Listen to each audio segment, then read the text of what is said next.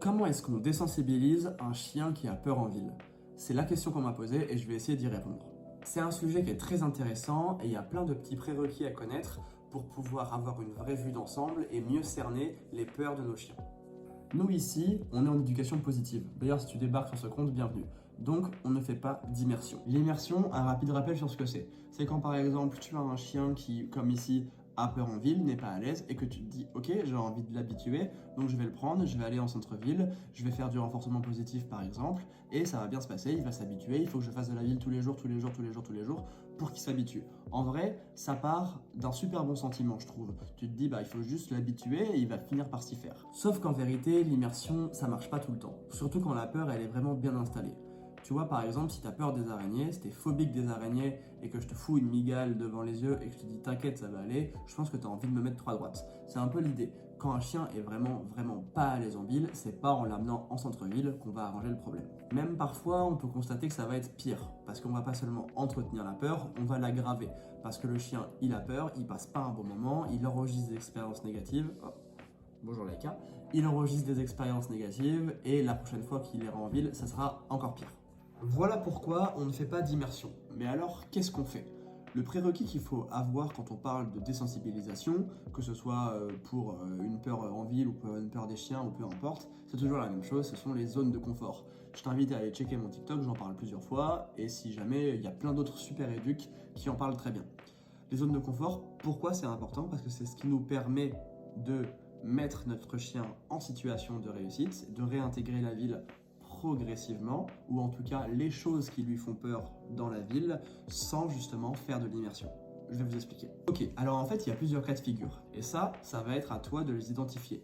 Est-ce que ton chien, il a peur de la ville parce qu'il y a trop de voitures, parce qu'il y a trop d'humains, parce qu'il y a trop de bruit, parce qu'il y a des skates, des vélos, des trottinettes? Est-ce que c'est tout en même temps? Est-ce que tu arrives à identifier la chose qui lui fait peur? Vous l'avez compris, l'objectif, ça va être de ne plus jamais placer notre chien dans cette zone rouge où il est en détresse. Si tu vis en centre-ville et que tu as un chien qui a peur de la ville, c'est compliqué. Je suis d'accord avec toi, il va falloir faire des aménagements, il va falloir éviter autant que faire se peut de le sortir en ville, quitte à prendre la voiture tout le temps pour aller dans les parcs. Je sais, c'est de l'organisation, je sais, c'est compliqué, mais si tu veux du résultat, il va falloir sur une période donnée, ça peut être plus ou moins long, ça dépend de ton loulou, se donner les moyens de réussir. Ce que ça veut dire, c'est que oui, même si tu habites en ville, il va falloir se donner les moyens de faire beaucoup moins de villes. Cette ville, ensuite, t'inquiète pas, on va la réintégrer progressivement. Mais dans un premier temps, je vais te demander de détendre ton chien parce qu'il n'est pas à l'aise avec la ville, donc propose-lui uniquement des balades en extérieur, fais baisser son taux de cortisol, fais en sorte qu'il se sente bien et qu'il soit prêt à affronter les prochains obstacles que tu vas mettre dans sa vie, les prochaines expériences de ville qu'on va lui proposer. Mais cette fois-ci, comme tu l'auras compris, on va le faire intelligemment. Ok, donc bravo, tu as réussi à quasiment éliminer la ville du quotidien de ton chien, donc tu as retrouvé un niveau d'apaisement global. Parfait. Ce que tu vas faire, c'est que tu vas faire ta balade en extérieur, dans un champ par exemple. Maintenant, c'est des balades qui se passent très bien, vu que ton chien est très à l'aise dans les champs.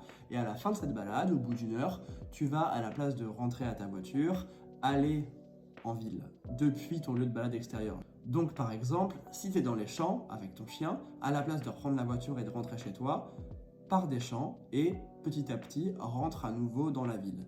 Et là, c'est à toi d'être dans l'observation. Est-ce qu'à l'instant même où tu mets un pas en ville sur du béton, qu'il voit ses premières voitures, c'est la panique? Ou est-ce que le fait d'avoir fait une heure de balade dans les champs, de l'avoir bien détendu, tu le sens un petit peu différent? Tu le sens plus confiant, il reste dans ses odeurs, il ne se met pas en tension. Là, auquel cas, c'est positif. Continue, avance un petit peu et fais-moi 5-10 minutes de ville comme ça avec un rythme très lent. Ou tu le félicites, ou tu le fais chercher des friandises par terre. Essaye de le faire passer le meilleur moment possible. Attention, n'en fais pas trop. Au bout de 5-10 minutes, tu rentres à la voiture et tu rentres chez toi. L'idée, tu l'auras compris, c'est de passer d'un environnement extérieur dans lequel ton chien est très à l'aise à un environnement citadin avec lequel il a le plus de mal. Mais à la place de lui proposer ce genre d'environnement d'un coup, tu le feras après une belle balade en extérieur, après l'avoir au préalable pendant plusieurs semaines apaisé parce que tu ne l'auras plus sorti en ville, et surtout, quand tu vas le ressortir en ville, tu vas choisir des endroits calmes, avec le moins de stimulation possible. L'objectif, c'est, comme on l'a dit, d'éviter l'immersion. Donc si c'est simplement une ou deux rues quasiment désertes, que tu croises deux voitures en passant, c'est très bien pour commencer. La qualité plutôt que la quantité. Là, tu es sur la bonne voie. Jour après jour, tu vas essayer d'aller de plus en plus loin en ville. L'idée, ça serait de te rapprocher de ton centre-ville, par exemple. Surtout dans ce moment-là, il faut que tu sois à l'écoute de ton chien. Si tu vois qu'au premier signe de stress, il commence à se tendre, il commence à être tendu, il se met en état d'alerte, tu vois que le museau, il est plus au sol, mais il est en l'air à chercher quelque chose qui pourrait lui arriver, tu rentres tout de suite. Ok, alors maintenant, tu es dans le vif du sujet. Ça fait déjà plusieurs semaines que tu commences à amener ton chien en ville, que tu te rapproches petit à petit du centre-ville. Il y a de plus en plus de stimulation, il y a de plus en plus de choses qui peuvent lui arriver. Donc, c'est à toi d'être absolument parfait avec ta gestion de laisse, avec ce que tu lui proposes. Prends ton temps. S'il est sur une odeur, par exemple sur une plaque d'égout, c'est très bien. Parce que s'il prend du temps pour renifler la plaque d'égout, renifler une poubelle, peu importe, c'est qu'il est détendu. Un chien qui est détendu, c'est un chien qui est la tête dans ses odeurs, qui est en train de profiter et qui n'est pas en état d'alerte à se demander ce qui peut lui arriver. Ça veut dire qu'il ne faut absolument pas que tu te dises « Ok, je vais d'un point A à un point B ». L'idée, comme je te dis, c'est vraiment de lui montrer que la ville, c'est pas une contrainte. Parce que souvent, dans les champs, souvent en forêt, il est détaché ou il est en longe, et tout de suite, tu arrives en ville, tu remets la laisse courte, tu remets des contraintes, tu remets des stops, tu remets beaucoup plus d'obligations. Et moi, j'ai envie que tu lui montres que la ville, c'est chouette aussi, et qu'il peut s'arrêter, il peut prendre des odeurs, et qu'il y a plein de choses intéressantes qui se passent. Ok, maintenant, je vais te donner un autre conseil qui peut vraiment, vraiment beaucoup t'aider. Si tu connais dans ton entourage un chien qui est très, très à l'aise en ville, et avec qui, évidemment, ton chien s'entend bien, ça va vraiment pouvoir t'aider. Sache qu'en intraspécifique, donc entre eux, les chiens ils s'apportent beaucoup. Parfois ils s'apportent dans le négatif, mais parfois et souvent ils peuvent aussi s'apporter dans le positif. Si tu commences ta balade dans les champs, pour revenir à l'exemple tout à l'heure, avec son copain chien, tu fais 1 heure, ils s'éclatent, ils jouent ensemble et tout, ok, maintenant les deux chiens, on va en ville. Tu commences la balade. Le chien qui est hyper à l'aise en ville, par exemple, tu le mets un petit peu devant ou peu importe, tu vois, mais je veux que ce chien, ça devienne un petit peu un guide pour l'autre chien. Le fait d'être avec un autre chien qu'il aime bien et que ce chien soit hyper à l'aise, ça va la rassurer, ça va l'aider. En fait, je ne sais pas comment ça se passe exactement dans sa tête, je ne peux pas lire ses pensées, mais c'est comme toi. Si tu as hyper peur, je sais pas, de faire un manoir hanté et que la personne avec toi, elle est hyper à l'aise, elle est en mode non mais tout va bien se passer, t'inquiète pas, et que tu la vois détendue, ça va vachement plus t'aider que si tu es avec quelqu'un qui est aussi flippé que toi. C'est un peu le même principe. Et donc tu l'auras compris, ne fais pas l'erreur de mettre ton chien avec un chien qui est aussi paniqué en ville, sinon les deux ils vont s'engrainer dans leur peur en fait tout simplement et ça va pas t'aider. Ok, donc si on récapitule. Étape 1, tu me supprimes la ville un maximum de temps. Tu le détends ton chien. Je veux plus qu'il soit stressé avec le fait de pouvoir croiser un truc qui lui fasse peur. Étape 2, tu lui proposes tes balades en extérieur où c'est la kiffance absolue et à la fin de ces balades, petit à petit, tu viens réintégrer 5-10 minutes de ville en faisant attention que tout se passe pour le mieux. Troisième étape, tu prends un super copain chien qui va être le guide pour ton loulou. Ce copain chien t'accompagne dans la balade dans les champs par exemple, comme ça vous partez en ville ensemble.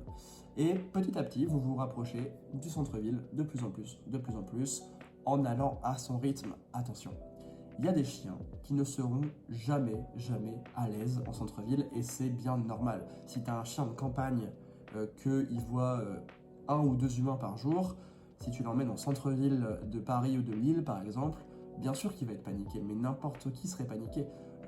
Il faut aussi avoir connaissance de ça, il faut avoir conscience de ça. Chaque chien a sa personnalité et il y a des chiens qui ne sont pas faits pour la ville et il faut le respecter, point barre. J'ai oublié de vous dire un truc très important. Si vous avez réussi précisément à identifier ce qui fait peur à votre chien en ville, par exemple, imaginez c'est les gens. Donc il y a une petite forme de réactivité par peur par exemple. Déjà travailler moi cette peur et cette réactivité en croisant des gens dans les champs, dans les parcs, en forêt. Il y en aura moins, il y aura plus de distance pour les gérer et vous allez créer des associations positives. Ça sert à rien de se chauffer et de commencer à taffer sur cette peur-là en ville alors que c'est beaucoup plus difficile quand on est en laisse courte, qu'il y a plus de contraintes. Voilà. Si vous avez réussi à identifier ce qui fait peur à votre chien, rien ne vous empêche de bosser ce truc-là dans un autre environnement que la ville, si c'est possible, bien évidemment. Il y a plein d'autres petites astuces et petits outils qui peuvent vous aider pour que votre chien prenne confiance en lui, que ce soit en ville ou ailleurs. La proprioception, le travail de flair, Pourquoi pas une aide médicamenteuse? J'en ai déjà parlé, mais sur des chiens par exemple qui viennent de Roumanie, qui viennent de refuges et qui ont eu un début de vie catastrophique, ces chiens-là, moi j'habite à Lille, ces chiens-là, s'ils arrivent en centre-ville, ils sont paniqués. Tous ces chiens-là, ils sont sous traitement sur 6 mois, 1 an, parce que c'est nécessaire, parce qu'ils ont juste trop peur de la ville. Vous imaginez, entre le centre-ville de Lille et la Roumanie, il y a juste 2 mondes complètement différents, donc c'est pas possible. Donc, vous pouvez vous faire aider aussi avec des médicaments s'il y a des phobies qui sont très installées. C'est pas une honte, au contraire. Voilà, j'espère que j'ai essayé de répondre au maximum à cette question. Évidemment, c'est un sujet qui mériterait des dizaines d'heures de discussion parce que c'est plus complexe que ça en vérité. Mais j'ai essayé d'englober un petit peu le plus important. Je vous souhaite une très bonne journée. À très bientôt.